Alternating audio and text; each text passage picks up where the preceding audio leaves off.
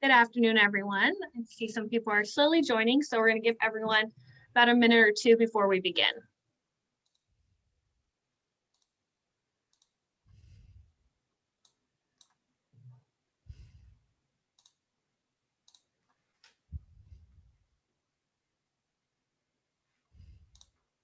Welcome to those who are attending right now.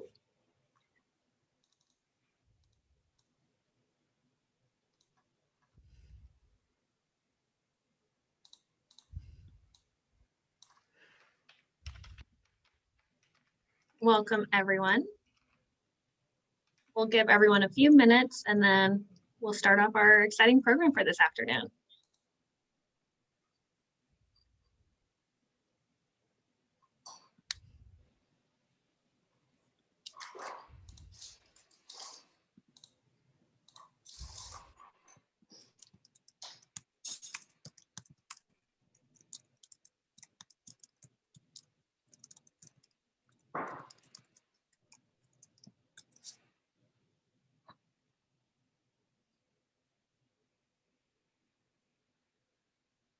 Good afternoon for those joining us. Of course, y'all can use the chat function just to make comments, or if everyone wants to say where they're located, that'd be great just to keep a conversation going.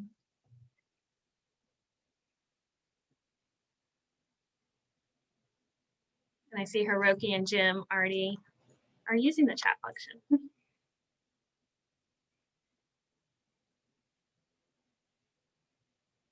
We'll give everyone a couple minutes, so 2 more minutes before we begin and make introductions.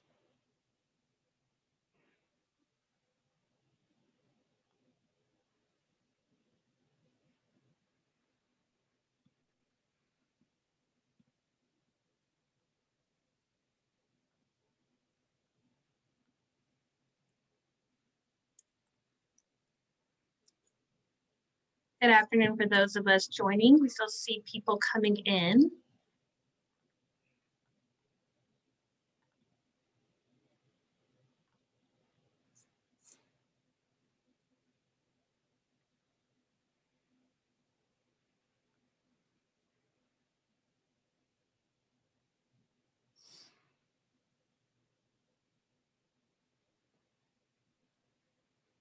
So we'll begin just to be cautious of everyone's time and be respectful for y'all's time. More people will be joining shortly, but just still want to keep it respectful since our programs now are only an hour.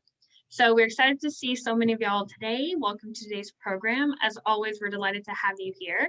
A little bit about how today is going to go. I'll introduce our moderator, who will introduce our speaker. Our speaker will present, and then we'll have a short moderated discussion, followed by Q&A from the audience. So please enter your questions in the chat and our moderator will ask them during the Q&A portion. If this is your first time at our events, welcome. And I hope you do visit our website so you can see more of our coming events and stay informed of what's going on in the Tower Center. For those who don't know me, my name is Bora Lachi and I'm the Assistant Director of Programs and Director of Studies at the Tower Center.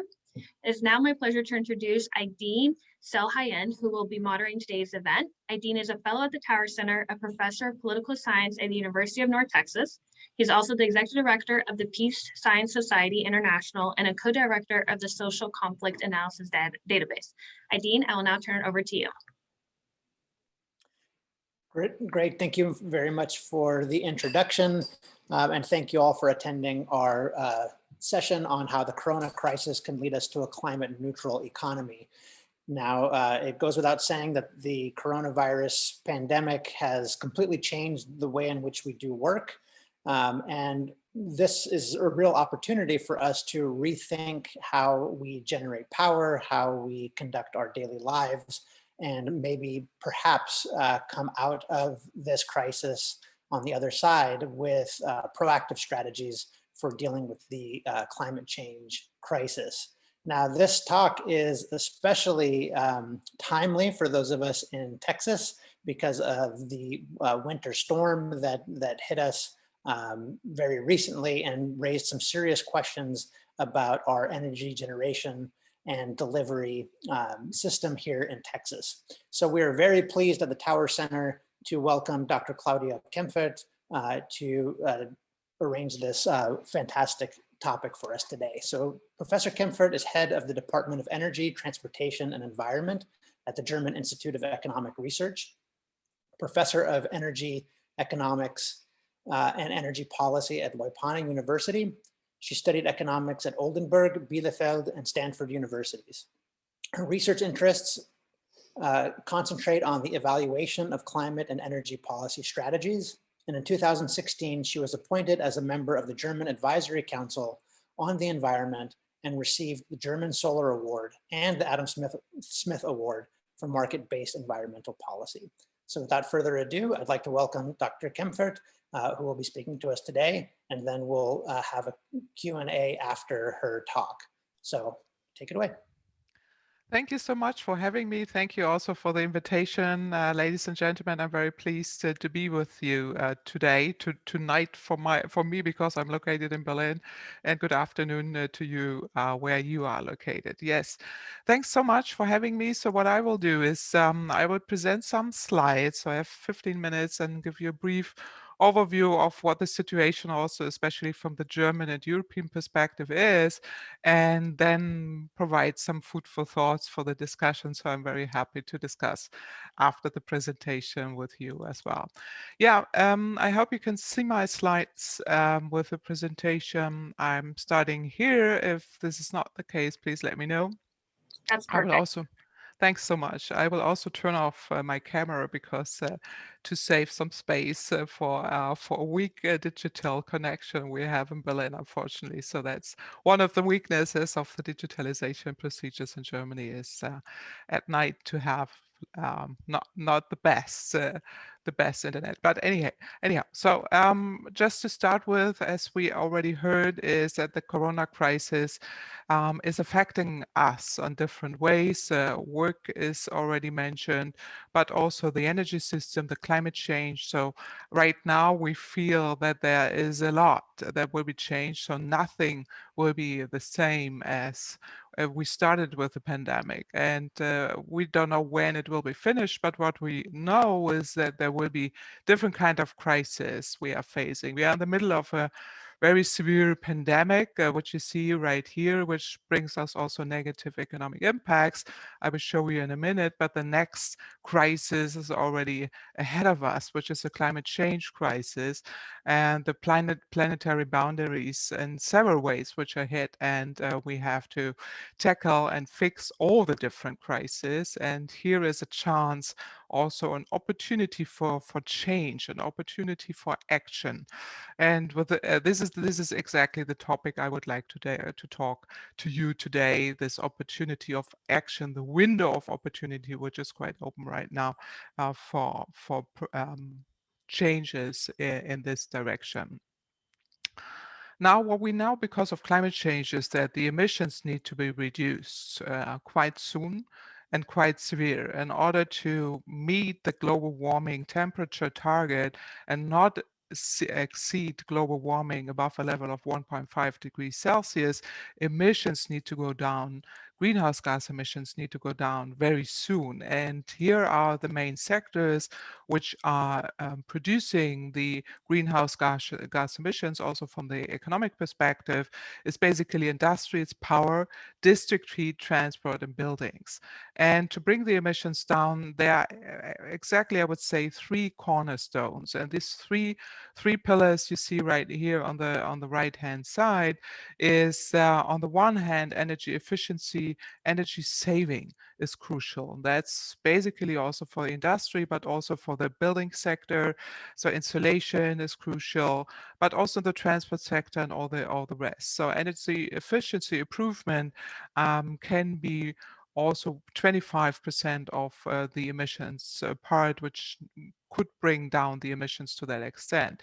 On the other hand, the second most important cornerstone is the renewable energy. So that's an important part of it, to transform the energy system away from fossil fuels towards more renewable energy, that is solar, wind, and all the rest. And here 40% is measured with reaching a part of the emission reduction. It could be even more the more you are increasing the share of renewable energy. And that's the third part of it is the electrification of everything. Electrification of heat, electrification of transport, and reliable electricity could provided and will be provided in the future also by solar, wind, and all the rest of renewable energy, which is hydro, geothermal, and all the rest. I know in Texas you have made some severe experiences quite weeks ago, or 2 weeks ago, or last week. But we can have a discussion later on what is our observation of what went wrong in your energy system, and to avoid blackouts, you need to be prepared. But before I go to that, I would just wanted to stress that there are similar patterns if we are looking at the current pandemic and also for the climate change and climate challenge we have in front of us. So there are four components here. And the first one is that science has long warned of pandemics and developed also scenarios, which is pretty much the same also with climate forecasts and climate change. And the second one is then related to foresight is worthwhile. So the preparation is key, not only for the energy system, but here it's the pandemic, but also climate change and climate adaptation for through basically also dike constructions and others, but also to prepare and adapt to a changing climate in any direction. The third part is the crisis model is flatten the curve. It's the same also for climate change and keep the emissions low. That means the emissions need to go down, and it would be better to keep them flat, but right now they are steeply increasing, so we have to reduce soon. And the fourth is strengthening also democracy, which is a part of a discussion we have in Germany and Europe as well, is that we have to get ready and also create solidarity. The generation justice, climate justice is key that we have right now. We have to prepare and bring democratic components into the whole system by also have different institutions, not only science, facts, politicians, and the society as a whole, also bringing everything together and strengthen democracy. So democracy is one part of it, of a change, which is for all parts relevant.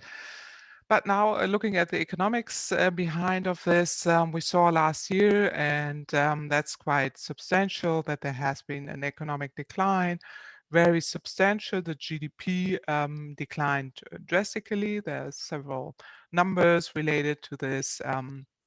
It depends now how the recovery program is implemented and how this will change now and also in the future, because right now we see already a little bit of increase of GDP again. The oil price also, that this is an indicator that the economic situation is improving in a way that there will be a little bit of increase of GDP and economic growth in several regions, but it has been really substantial. And that related also the GDP decline and the economics decline related also to the fact that the energy demand dropped drastically. And here you see also these are the numbers by the IEA, International Energy Agency, that there has been a substantial decline of energy demand, also because of travel, which has been declined, and a collapse of the economic system. But travel, international travel, aviation decline is really severe. And that brought the emissions also to a certain extent down. But we want to reach in the future that the economics is healthy and the climate is healthy and the environment is healthy and the society is healthy. So we want to have a stable system, which is not, the emissions are not triggered by an economic decline, but by climate policy. And that's the goal that we have to change in a way that there is a stable economic development, but a decoupling of fossil use and the decoupling of greenhouse gas emissions, which needs to be the goal. And now there's a question, is there already a turnaround? So the fossil fuels may not recover to the 2019 levels, and there are several reasons for this. One is, as we are discussing today, also a change of thinking, a rethink.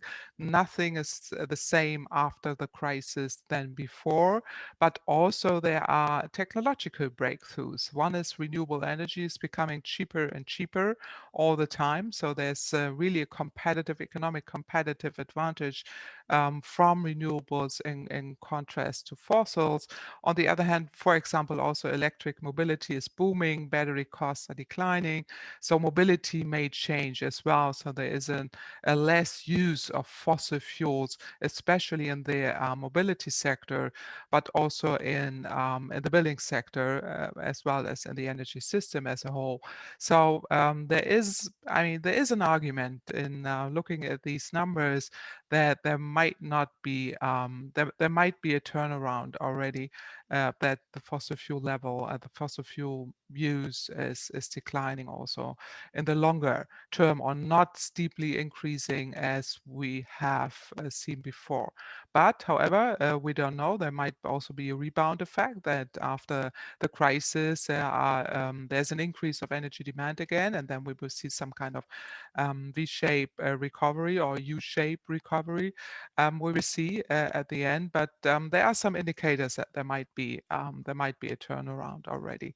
But the question is though, and that's what I wanted to stress here today, is that we have to look at the stimulus packages, the recovery packages coming from several countries. I mean, almost all countries have developed these kind of packages in order to stimulate the economy, in order to recover the economy. And the question is, though, for which is it used? Is it used for the fossil fuel system and the conventional energy system, for example, or stimulate the car industry, as has been discussed in Germany, for example, and car is meaning fossil fuel cars, not electric cars.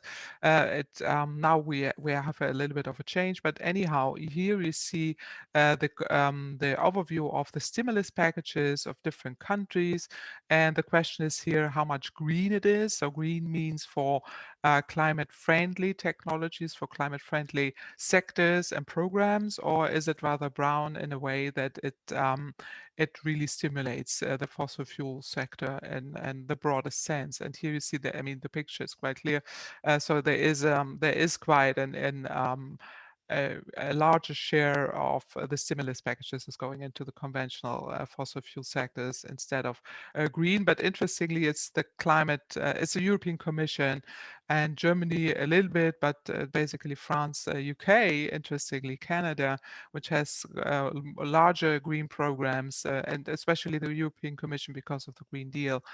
Here we have a concrete program to really also increase the share of the circular economy, as you see here right now, is zero pollution Europe is a goal by 2050, and there are several goals related to this. It's not only the pollution which needs to be declined. It's the agriculture sector, it's the energy sector in the broader sense to increase the share of renewable energy, sustainable transportation sector, so clean, reliable, affordable energy, and to finance the whole system is really a substantial goal, and they are quite serious about it. And I can tell you later on about this program, but it shows that there's a substantial amount of money going into these kind of directions.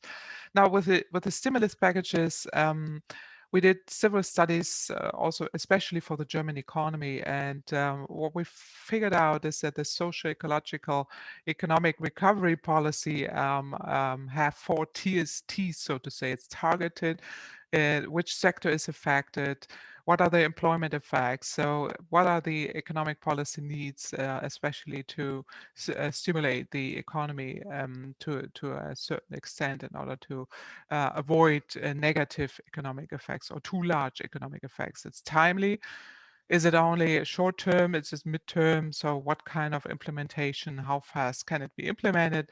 Temporary means, I mean, the duration of the fiscal burden and the period of the cost, but now also important is the transformative And transformative for us means to create the economy which needs to be more sustainable, more climate and environmental friendly, and really focus on these areas, not to extend the fossil fuel era, but just to invest it into the future system.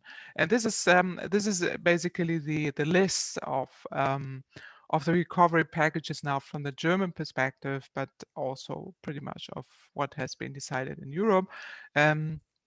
So systemic relevance and resilience could be made through a decentralized energy system transformation, so renewable energy, energy saving, sector coupling, strengthening the industry, and really investing into the future market. I know in Texas you have the debate right now about the decentralized renewable energy system as well, but resilience is key, and to avoid blackouts is key, and there are several ways in doing so. But in general, renewable energy is available and is a decentralized energy form. But renewable energy means you have to prepare for volatilities, increase storage, prepare also for those times where less sun and less wind is available. Especially in Germany, this is true because we have to digitize also our system in a way that we overcompensate those volatilities. So digital networks is key. So investment into digital networks is basically a German homework we have to do. Expansion of renewable energy networks, expansion of electric charging infrastructure is very much crucial. Hydrogen technology is also very important because it could also be used as a storage, a mid and long-term storage. Hydrogen needs to be produced by renewable energy, I have to admit here, because if you produce hydrogen with fossil energy, you are increasing emissions. And electric mobility technologies is key also because in Germany we have a strong car industry.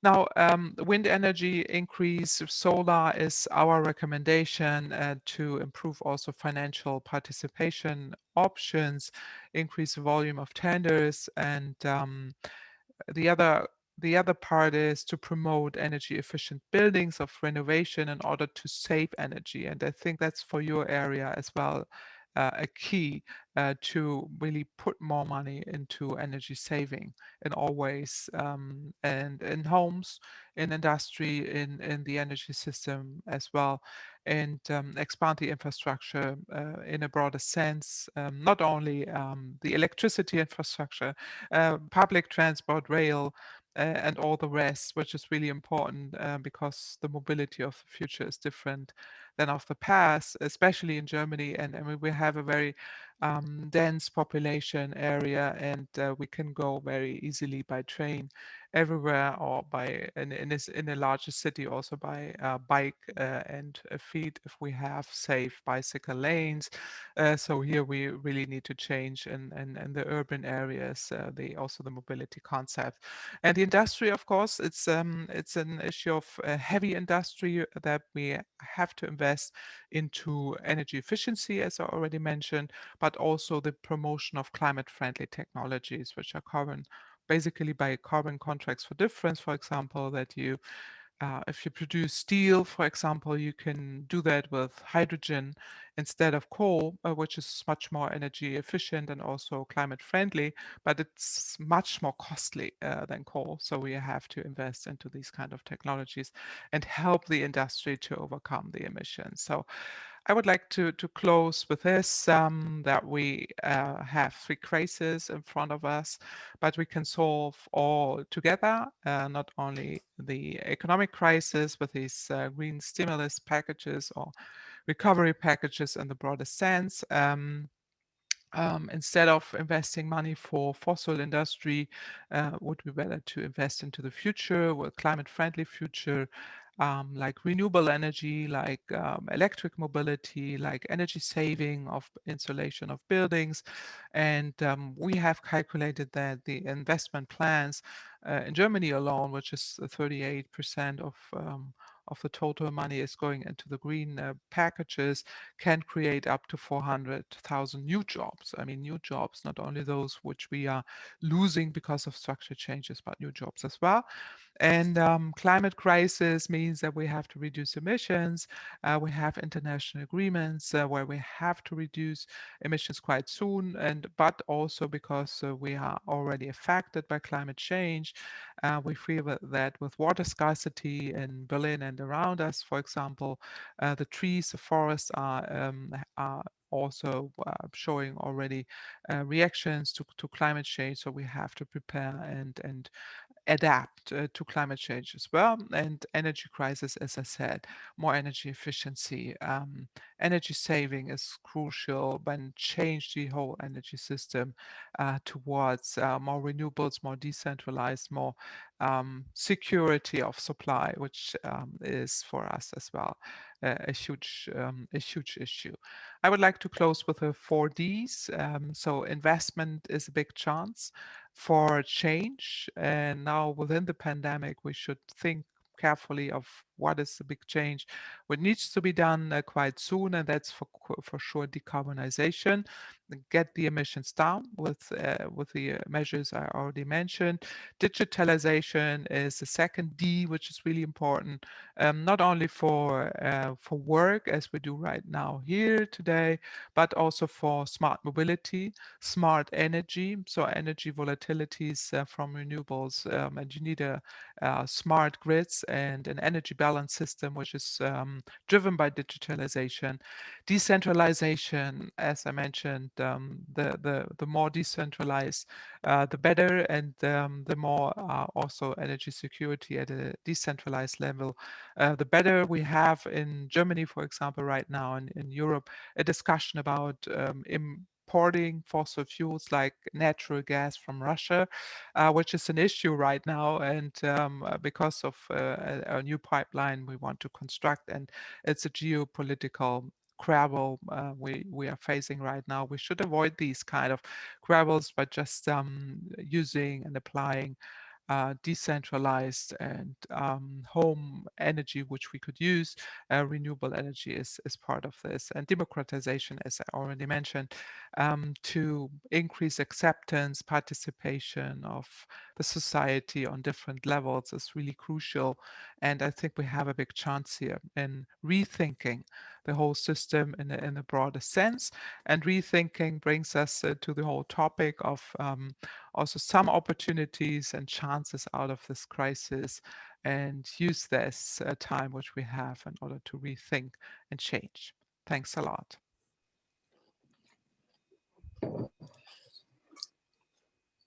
All right, thank you very much, Professor Kemfert. I'd like to remind all of our attendees to put your questions in the chat, and I will be reading them as they appear. So first, David Brown asks about how energy demand is expected to bounce back or rebound in 2021 and in future years. Now, I know you shared a slide about possible scenarios. Have you seen any reliable forecasts or projections about where our energy demand is expected to go in subsequent years? So it crucially depends on the economic development. This is why I was showing the different scenarios we already saw on the different slides which you mentioned.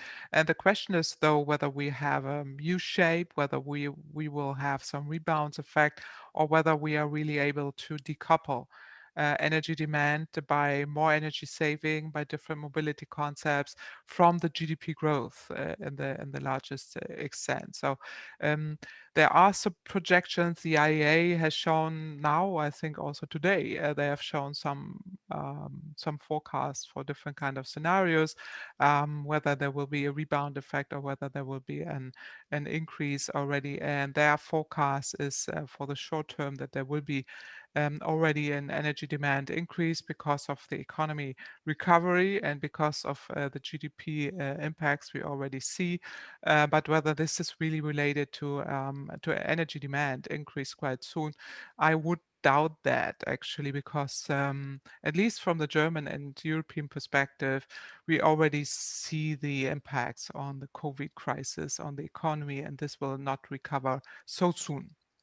And especially the mobility and the trade aspects are affected heavily because if there's less trade and if there's, I mean, especially also to Asia, to China, we will see less energy demand and also less emissions in the short term. And there might be a turnaround of using fossil fuels because of these two components I was mentioning.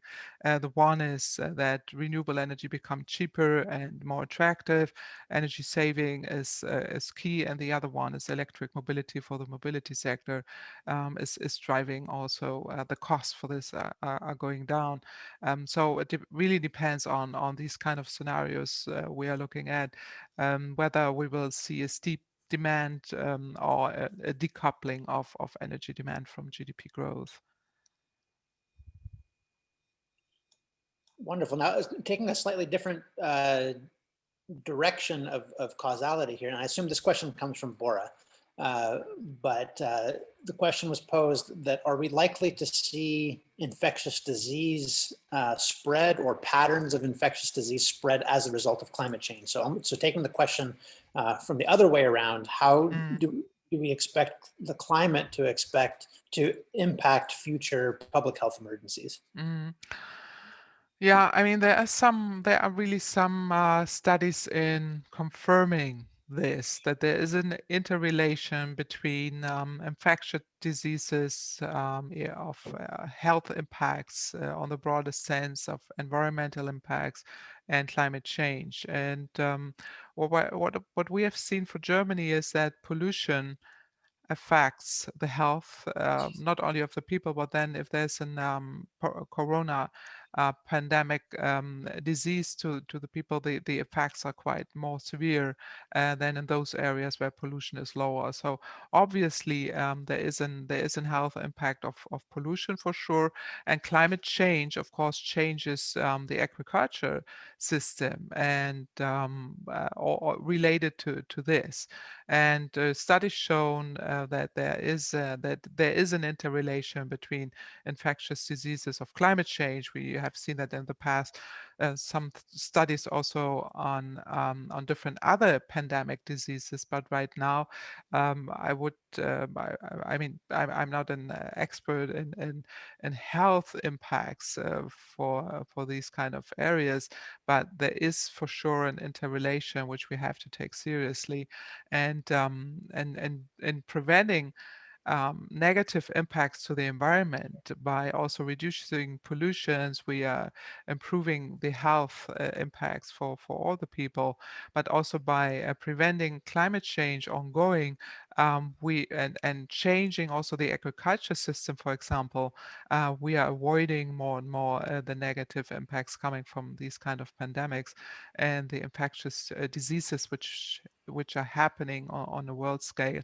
So the more we do related to environmental protection, the more we do related to prevent climate change, the better we can also handle in the future the health impacts. And because this is everything is related, and the more we do in order to increase health and safety for the whole planet, the better for everything, I would say. Wonderful. Now, I apologize to everyone that I'm muting my camera. I'm having some technical difficulties running my camera and speaking, but hopefully everyone can hear me just fine. Yeah, wonderful. We hear you well.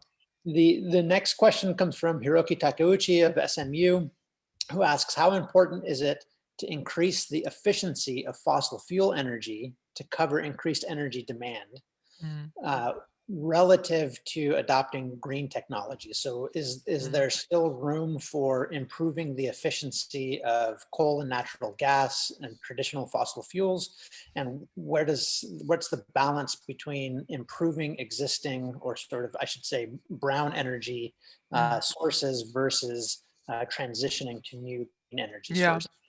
No, it's a good point because I was showing this one slide where where I've shown that there are three parts of it, and one was energy efficiency, and energy efficiency right now is a brown technology because we're using 80% of our energy is coming from fossil fuels. So energy efficiency now also in buildings and in industry is crucial in order to get emissions down very soon. And there's also an economic benefit related to this because energy costs are reduced, and on the other hand, doing also the rest and investing into renewables or clean technology at the same time avoids negative rebound effects, because if you just do energy efficiency as we have did it in the past, so we are improving energy efficiency, reduce energy demand, and then we have a rebound effect because more income is spent for increasing energy demand again. So this is something which we figured out in the last 10 to 15 years. And in order to avoid that, we have to do energy efficiency improvement, energy saving also for the fossil sector in order to get the emissions down, and invest at the same time into clean technology in order to avoid rebound effects, and then go for the transformation, which needs to be, I mean, I've shown you these scenarios, which needs to be finished by the next decades. And doing everything at the same time is crucial. And saving energy is saving costs. And this money should be spent into the transformation. Wonderful. Great. Thank you. And now, so David Brown asked another question that I'm sure is of interest to many of us here in Texas. And this has to do with industrial scale batteries that are used to stabilize power grids. So particularly in Texas, we do have a lot of wind and solar power generating capacity, but many people have commented on the need for batteries to store the power in the event of lack of generation. So can you talk about some of the technical challenges and where we are with creating those types of battery technologies to store energy for the grid?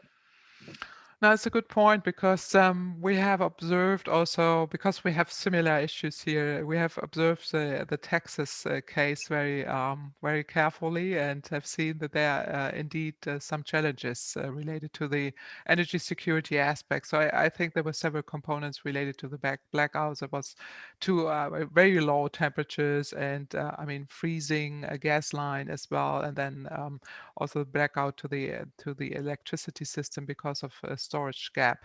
And to our opinion, I mean, what in Germany is very much fostering is battery usage, not only on a industry scale, so to say, but also for homes.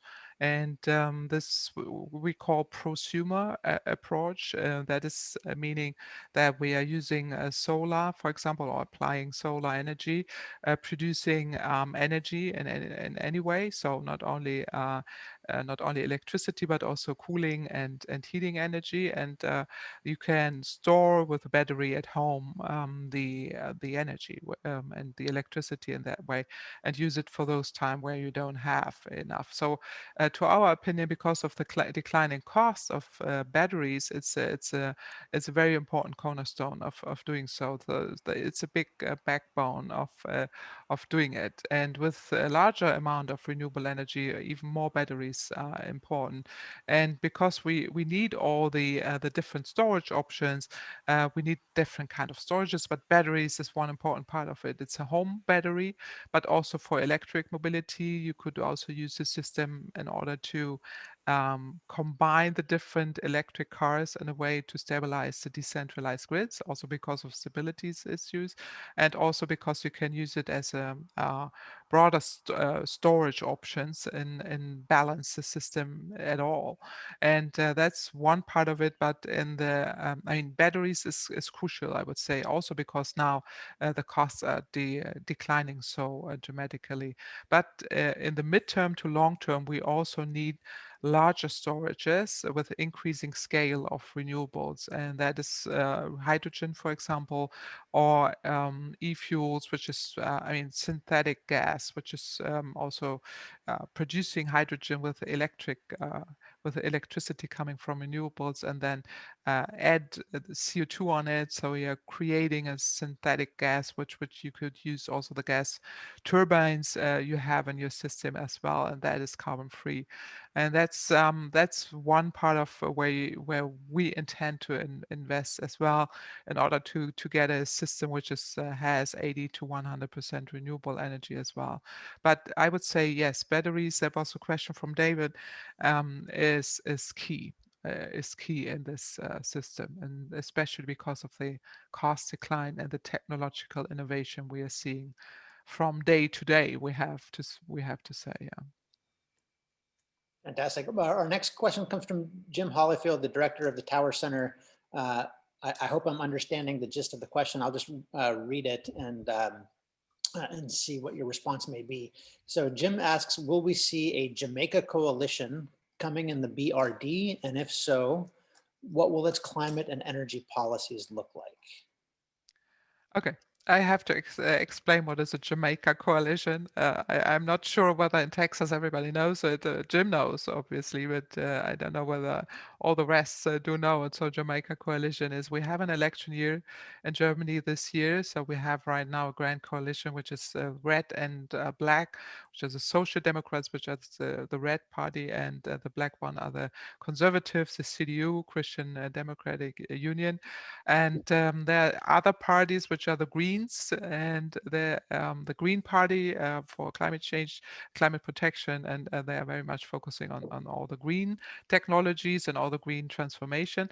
And we have the yellow one, which are the Free Democrats. So I'm not really sure whether you're now the Republicans. Now I think it's difficult to compare these colors to your system, but the Free Democrats are more market-based solutions, so more conservative, related to the Christian Democrats, so it's a more conservative party. So the Jamaica would be a coalition between the Christian Democrats, the Free Democrats, which have a very small fraction right now, but the Greens are very strong in the forecast.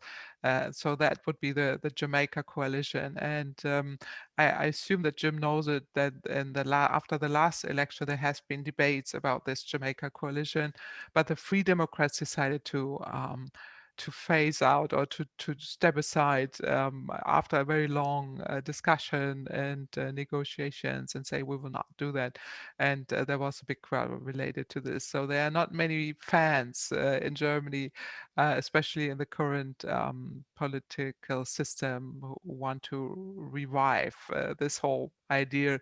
So to me, you asked, what is your suggestion? Might there be a revival, or how big are the chances? What's Jim's question? I would say the chances are not that big, but they are not zero. And you never know what will happen. What is it depends. I mean, how this year will go on with the pandemic, but how strong the Greens will be a crucial issue, and how strong the Christian Democrats will be, because Angela Merkel will not be part of it anymore. She's resigning this year, and we don't know who will be the next candidate. So this will be decided quite soon. It depends on the next person who's, who want to be the next chancellor from the Christian Democrats, and there will be the Social Democrats. They already have announced their chancellor candidate, which is Olaf Scholz, and it's unlikely that they will be part of it. But there are chances, just to complicate it, there are chances of a coalition with a green, red, red.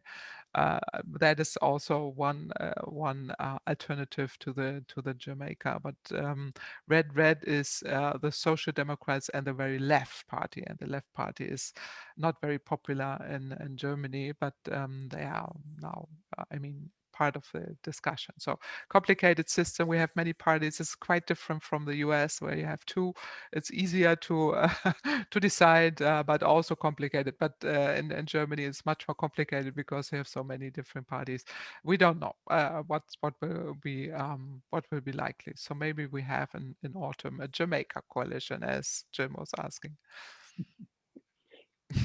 Great. So here in Texas, we love our big trucks and our SUVs, or many people do. So Yeah. Machiko asks about electric vehicles, and it does take quite a bit of power or carbon resources to produce electric cars. Is there a balance point for energy efficiency as far as impact to the climate is concerned? Mm. So in terms of Yeah. producing and then powering electric cars, how Yeah. efficient do they need to be before we see a negative balance? Yeah, it's a good point. And I have to tell you, I mean, in Germany, we love to drive big and fast cars and trucks as well. So we are a car country, and we are the country, I think, almost the only one on earth which don't have a speed limit on highways. So we really love these big cars. And there is an issue, of course, here, and electric mobility will be one part of the solution, because the costs are going down, and the correctly asked questions about environmental impacts we have to tackle. And here are two answers to this. One is the battery production we already discussed, and it crucially depends on how the battery is produced. What about the rare earth and how this will be produced? And we recommended, I'm part of the advisory council to the German government, we recommended that Germany and Europe and all the rest of the countries of the world decide on an agreement to have the identical sustainability standards, environmental sustainability and social standards by mining rare earth. And that's quite crucial, because in some areas we have water scarcities, we have social impacts which we have to observe. So we need standards, international standards, sustainability standards for mining and then exploring the rare earth. And that's one part of it. The other one is recycling batteries. Recycling batteries is really crucial because we have to recycle 100%. That should be 100%, at least 80%. I mean, in order to really improve the environmental, the life cycle assessment is crucial, and the life cycle of the whole SUV or truck is really important. And these are the two major components related to this. And recent studies shows if you are, you are driving an SUV, an electric SUV, and applying renewable electricity, the environmental balance is quite good. And also in contrast to fossil fuel, because if you really balance all the fossil fuel related damages and exploring oil and transporting oil and burning oil and all the rest, that's really substantial. So electric mobilities are almost always better, even if you are not driving that much. And that's one part of it. But however, as I said, we are going to look at, we have to take care of the battery production and recycling, but also from the trucks. I know in Germany we love to drive SUVs, but the cars should be light and efficient and corresponding digitized in order really to make it efficient, and are not using so much or wasting so much energy by having these huge cars. With trucks, it's another issue. I mean, for short distances, of course, if you have delivery trucks in urban areas, electric trucks are really the solution. And here the same for batteries production and recycling. But for longer distances, the heavy trucks, there seems to be not that right now, not the battery available, which is necessarily to go for long distances. So hydrogen, green hydrogen, and or also a synthetic gas, which are e-fuels, might be a solution for this. And so the trucks just for also delivery goods, and that is important to distinguish. And here we recommend to produce green hydrogen, or if you're using batteries, it's the same as I discussed before. or using the high voltage on highways. I'm not quite sure how to explain that well in English. To have the same as if you're on a railway, on a railway, that you have this high voltage system that the trucks could connect to the electricity grid, and then on the highway system are going the way with a very efficient electric system, which is we have some pilot programs in Germany right now and looking at this, and they are very efficient. But you need, of course, the infrastructure of this high voltage highway system. And please explain how this is correctly explained in English. I'm not pretty sure about this. I hope that you know what I'm talking about. So we have to distinguish different systems here. That's the message. And electric cars using and also tanking in a way electricity from renewable energy is much better than anything else.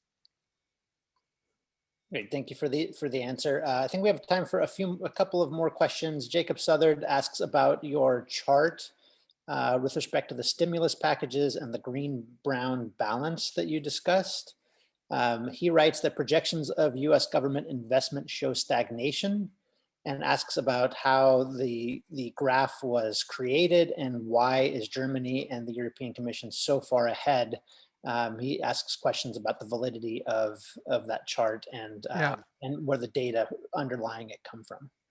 Yeah, so that's a chart. That's a good point. I mean, that's a chart from, as I said, it's a Carbon Brief 2020. There is a web page that I can send you in the aftermath in looking at these numbers. So you could also look at real numbers. So this was a slide which has been provided by the Carbon Brief web page, and they are comparing different stimulus packages and the ratings related to this. And there you can also show how they are doing it, and also comparing the different levels, and looking at that also to compare why there are so many differences. There's another web page which I also found interesting, is Carbon Tracker. It's called Carbon Tracker. They have also the current, and you can really, in looking at in real times of which country is providing which package, and comparing it also with green to brown.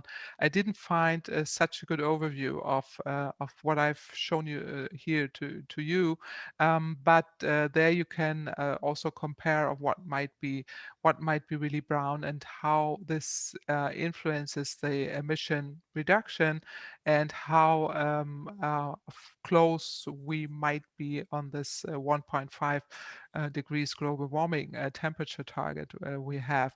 But you are right. I mean, you always have to look at the numbers, and whether there are different numbers also from the US they need to correct.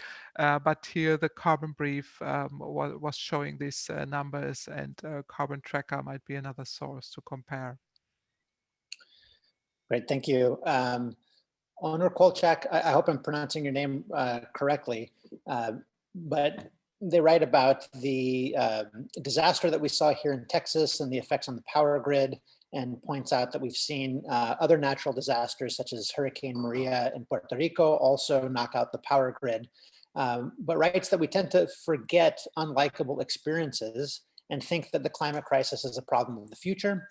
Now that we're almost running out of time, what could be fast and effective ways to cope with sort of a human tendency to refuse to change habits and continue a business as usual approach? So how can we promote public education and get people to take proactive steps now to prevent future blackouts, energy emergencies, and the long-term effects of climate change? I know that's not a simple answer. We could probably spend an entire hour just discussing how we change human nature and human habits, but if you can just offer a few of your own thoughts about changing our behavior.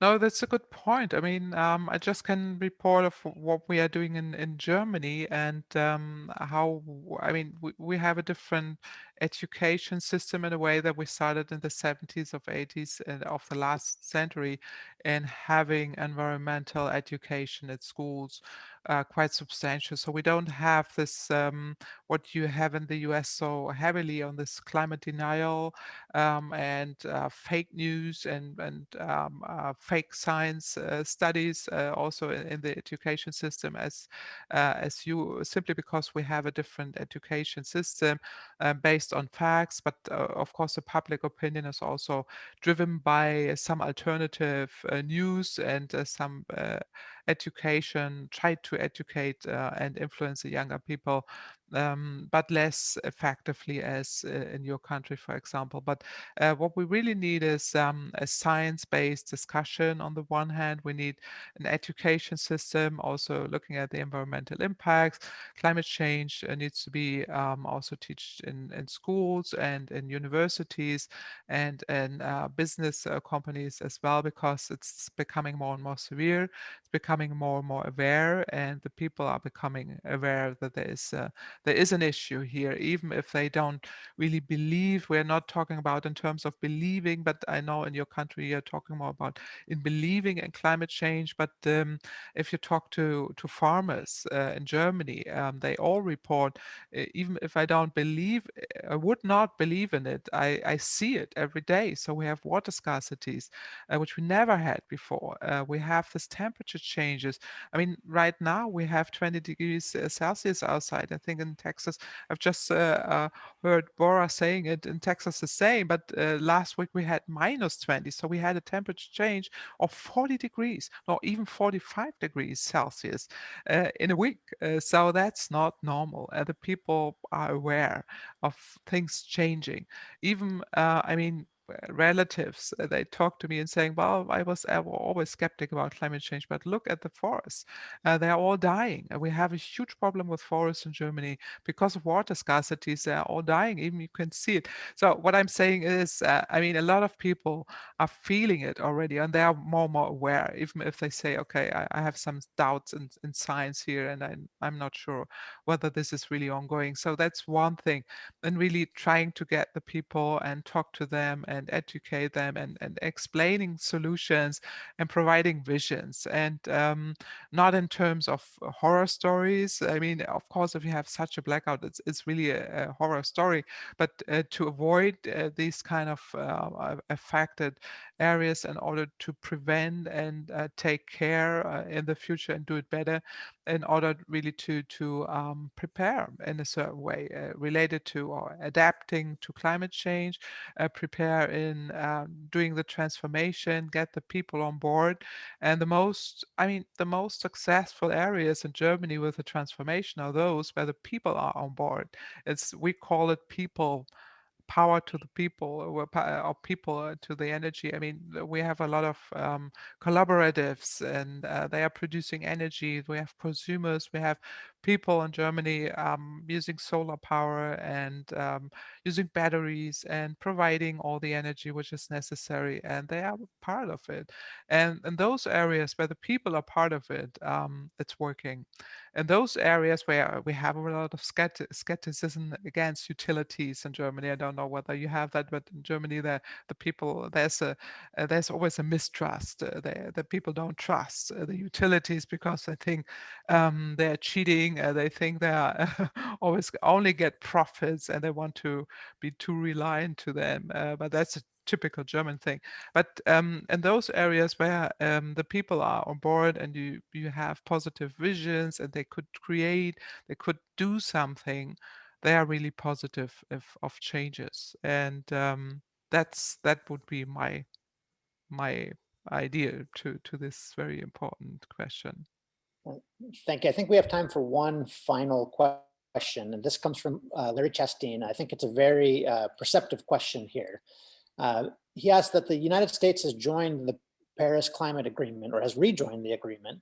However, due to what we know about the US political system and deadlock in Congress and not knowing what will happen in the next 4 years, how does Germany and the EU view the United States? Is the United States still seen as a reliable partner on this issue?